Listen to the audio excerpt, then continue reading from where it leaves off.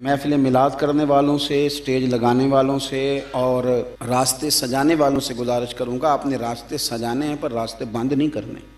آپ نے سٹیج لگانا ہے پر کسی کا راستہ نہیں روکنا۔ ہاں کسی جگہ متبادل راستہ ہو تو معاملہ اور ہے، لیکن کوشش کریں کہ کوئی ایسا کام نہ کریں جس سے اذیت ہو، تکلیف ہو، اس لیے کہ نبی پاک صلی اللہ تعالیٰ علیہ وسلم کا میلاد منانا ہے، آسانیاں تقسیم کرنی، کوشش کرنی ہے آپ حضرات نے، جد و جہد کرنی ہے کہ ہم کوئی ایسا کام نہ کریں جس سے نبی پاک صلی اللہ علیہ وسلم کو تکلیف ہو۔ کچھ چیزیں ایسی ہیں جس سے حضور کو تکلیف ہوتی ہے۔ حضور فرماتے ہیں من اذا مسلمن فقد اذانی، جب کوئی میرے مومن کو تکلیف دیتا ہے تو مجھے بھی تکلیف ہوتی ہے۔ حضور فرمانے لگے من راغب عن سنتی فلیس منا، جب تم میری سنت سے منہ موڑتے ہو تو اپنا میرا رشتہ کمزور کرتے ہو، تمہارا مجھ سے پھر تعلق نہیں رہتا، فلیس منا، وہ ہم سے نہیں ہے، یہ لفظ حدیث۔ اور فرمایا جب تم چھوٹے سے پیار ہی نہیں کرتے، بڑے کا ادب ہی نہیں کرتے، من لم یرحم صغیرنا ولم یوقر کبیرنا فلیس منا، تو پھر تم ہم میں سے نہیں ہو۔ تم اگر رسول کائنات صلی اللہ علیہ وسلم کے غلام ہو تو پھر توقیر بھی تمہارے مزاج میں ہونی چاہیے، شفقت بھی تمہاری طبیعت میں ہونی چاہیے، تمہیں ادب کرنا بھی آتا ہو اور شفقت کرنا بھی آتا ہو، پھر کسی قسم کی کوئی تکلیف دہ کام نہ کریں، ایسا کام نہ کریں جس سے نبی پاک صلی اللہ علیہ وسلم کو تکلیف ہو، حضور کو اذیت ہو۔ جب کوئی کسی صحابی کے بارے میں غلط بات کرتا ہے تو میرے نبی پاک کو تکلیف ہوتی، جب کوئی اہل بیت کے بارے میں غلط بات کرتا ہے میرے نبی پاک کو تکلیف ہوتی۔ خدا را میں آپ کو کہہ رہا ہوں اور ذمہ داری سے کہہ رہا ہوں، علماء سے تصدیق کرا لینا، جو غلط بات کرتا ہے اس سے بھی حضور کو تکلیف ہوتی ہے، اور جو شوق سے وہ غلط باتیں سنتا ہے وہ سننے والے سے بھی نبی پاک کو تکلیف ہوتی۔ خبردار، حضور سید عالم کو تکلیف دینے والا کبھی کوئی کام نہیں کرتا۔ بڑی سادی سی بات کرتا ہوں، بڑی سادی سی، کسی کا بچہ غلط بھی ہو معاذ اللہ تو اس کے باپ کے سامنے یا پیچھے اگر آپ اس کے بچے پر تنقید کر دیں، کوئی ایسی بات کر دیں تو باپ کو تکلیف ہوتی ہے کہ نہیں ہوتی؟ عجیب معاملہ ہے لوگوں کا، صحابہ کے بارے میں بات کرتے ہیں، اہل بیت کے بارے میں بات کرتے ہیں، حضور کو تکلیف دیتے ہیں۔ کبھی بھی کوئی ایسا کام نہ کریں، کبھی بھی، جس سے محسوس ہو کہ مدینے والے محبوب کو ہماری وجہ سے تکلیف ہوگی۔ اور یارو دیکھو، غیروں کا تو یہ نظریہ ہی نہیں، یہ نظریہ تو تیرا اور میرا ہے کہ ہمارے نبی حاضر و ناظر ہیں، وہ ہمیں دیکھ رہے ہیں گنبد خضرا میں بیٹھ۔ تو میں کیا کرتا ہوں، اگر ہمارا یہ نظریہ ہے تو ہماری ذمہ داریاں بھی تو پھر زیادہ ہونی چاہیے، پھر تو ہماری تنہائیاں بھی پاک ہونی چاہیے، پھر تو ہمارا تقویٰ مضبوط ہونا چاہیے، پھر تو دیانتداری میں ہمارا پہلا درجہ ہونا چاہیے، اس لیے کہ ہمارا نظریہ ہے کہ سرور کائنات صلی اللہ علیہ وسلم ہمیں دیکھتے ہیں۔ تو میرے عزیز کبھی بھی کوئی کام ایسا نہ کریں، محبت میں بھی نہ کریں، محبت میں بھی نہیں کریں، کبھی بھی محبت میں بھی حدیں نہ کراس کریں۔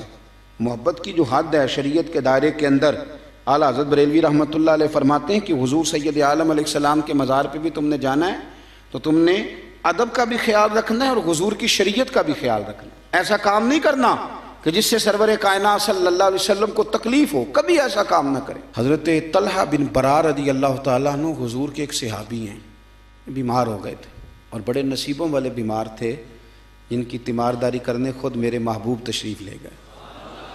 حضرت طلحہ بن برار رضی اللہ تعالیٰ عنہ شدید علیل ہیں، حضور نے ان کا چہرہ دیکھا، مقدس آنکھوں میں آنسو آئے۔ کریم محبوب صلی اللہ علیہ وسلم اٹھ کر کے ان کے گھر والوں کو بتایا کہ مجھے لگتا ہے میرا طلحہ آج رات انتقال کر جائے گا، اور جب اس کا انتقال ہو تو مجھے خبر کرنا اور تدفین میں جلدی کرنا۔ اللہ کے حبیب چلے گئے، جناب طلحہ نے اپنے گھر والوں کو بلایا اور بلا کے کہا کہ مجھے پتہ ہے آج میرا انتقال ہو جائے گا، مجھے پتہ ہے میرے محبوب بھی یہی کہہ گئے، اس طرح کرنا جب میرا انتقال ہو جائے تو میرے محبوب کو خبر نہ کرنا، اگرچہ ان کو ساری خبریں ہیں پر انہیں میرے انتقال کی اطلاع نہ دینا۔ یارو یہ بھی محبت کا رنگ ہے، اس کو بھی سمجھیں۔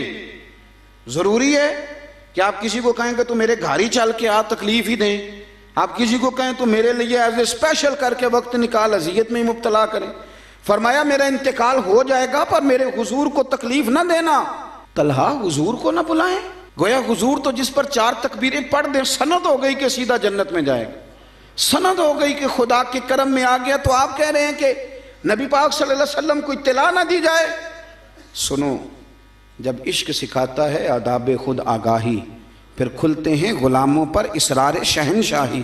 حضرت طلحہ بن برا کہنے لگے تمہیں پتہ ہے کہ جن گلیوں سے حضور نے گزر کے آنا ہے وہاں یہودی زیادہ رہتے ہیں، رات کا سناٹا ہے، یہودی میرے نبی پاک کے دشمن ہیں، اگر رات کو میرے جنازے کے لیے حضور آئیں اور کوئی یہودی اوپر سے معاذ اللہ میرے نبی کو تکلیف دے دے تو میں نہیں پسند کرتا میرے جنازے کے لیے حضور کو تکلیف ہو، لہذا مجھے دفن کر دینا، مجھے سب سے زیادہ اپنے نبی کا آرام عزیز ہے، ذرا بھی تکلیف میری وجہ سے میرے رسول کو نہ ہو۔ یارو عشق کا یہ تقاضا بھی تو سمجھو نا، یہ والا ماحول بھی تو سمجھو نا، اس پر بھی تو تھوڑی توجہ کرو۔ حضرت طلحہ بن برا کا وصال ہو گیا، رات کو تدفین کر دی گئی، حضور کو اطلاع نہ دی، سارا کچھ جاننے والے رسول صبح آئے، اور تم نے مجھے بتایا کیوں نہیں؟ سونیاں کیا کرتے؟ اس عاشق زار نے کہا تھا حضور کو اطلاع نہ دینا، فرمایا چلو پھر مجھے بتاؤ قبر کہاں ہے۔ اور دیکھو یارو ساری دنیا گنبد خضرا پہ، اور یہ کتنا نصیبوں والا ہے جس کی قبر پہ خدا کی ساری رحمتیں پہنچ گئیں۔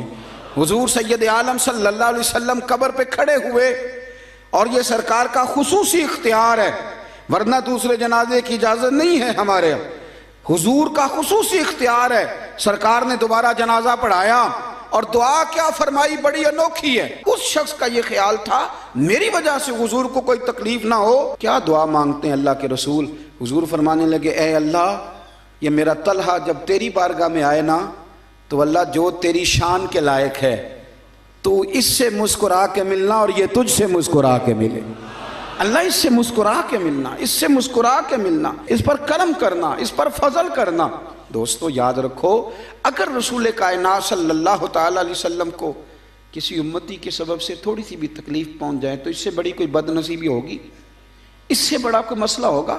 کوئی ایسا کام اپنی زندگی میں کبھی نہیں کریں جس کی وجہ سے ہمارے پیارے رسول صلی اللہ تعالیٰ علیہ وسلم کو ہماری وجہ سے تکلیف ہو۔